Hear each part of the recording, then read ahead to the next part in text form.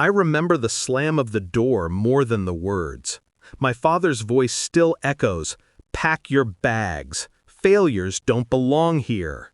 His veins bulged, his hand pointing at the staircase like I was filth he couldn't bear another second. And then my husband. His silence first, then the spit on my cheek, hot with contempt. Behind him, his new woman hovered, her smirk thin and victorious. He didn't even flinch as he left with her on his arm, like I had already been erased from the story. That was the night I was discarded, jobless, homeless, husbandless, daughter, wife, nothing. They thought I was broken. They thought wrong.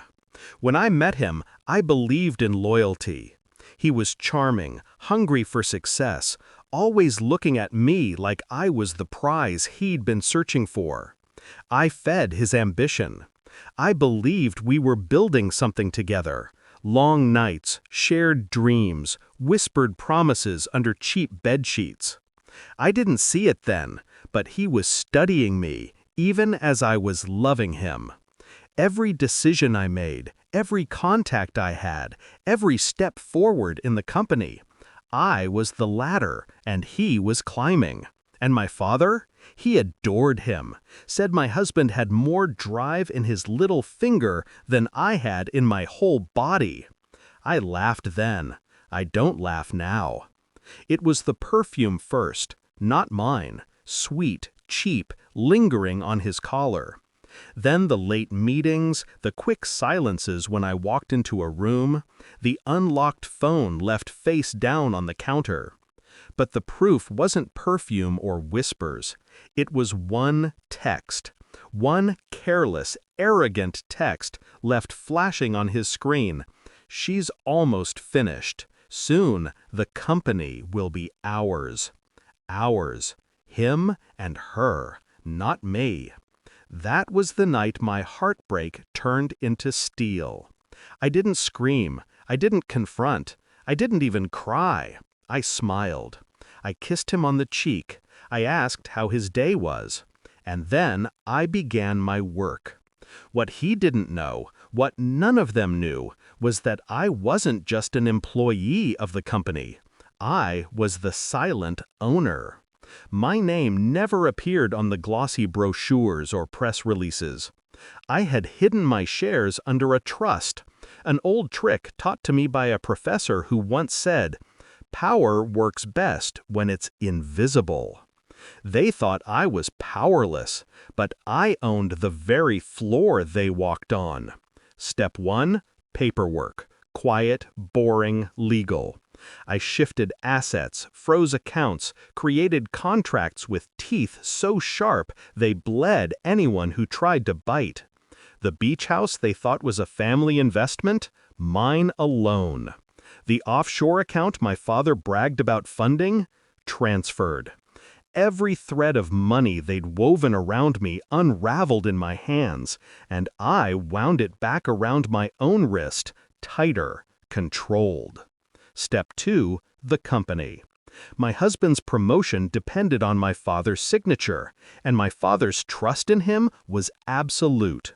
But one email from me, just one, sent to the board with evidence of mismanagement, late-night hotel bills charged to the company card, and a trail of deceit too long to ignore, and his promotion vanished like smoke.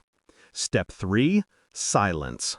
I never defended myself when my father shouted, never told him about the company I owned, never told him about the house in my name. Let him believe I was the failure. Let them all underestimate me. Nothing fuels revenge like being underestimated. The real confrontation wasn't a shouting match. It wasn't a gun or a knife or a slap across the face. It was breakfast. Weeks later, when my husband's debts started calling, when the woman he left me for realized the wealthy future he promised was rotting, when my father discovered his accounts were bleeding and the company was slipping out of his grip, I invited them all to the beach house. My beach house. The air was sharp with salt. Waves crashed, steady, relentless, like a drumbeat under the silence. They sat across from me at the table. My father, gray with fury. My husband, sweating in his wrinkled shirt. The woman, already regretting. I poured coffee. I let them speak first. "You destroyed us," my father hissed. "You tricked me," my husband spat. I smiled. "No, you destroyed yourselves. You just never thought I was smart enough to notice."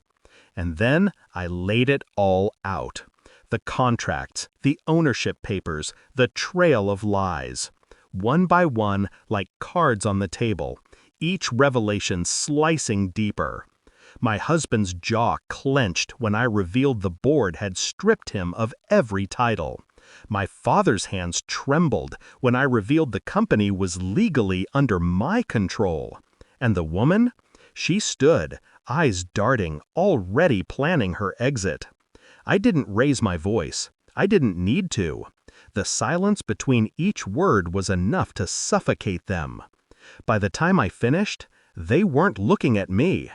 They were staring at the floor, at the waves outside, at anything but my eyes. I walked them to the door. My father muttered something about betrayal. My husband tried one last plea. The woman didn't speak at all. The sun was rising when they left. Gold streaked across the ocean, blinding and beautiful. I stood barefoot in the sand, the tide.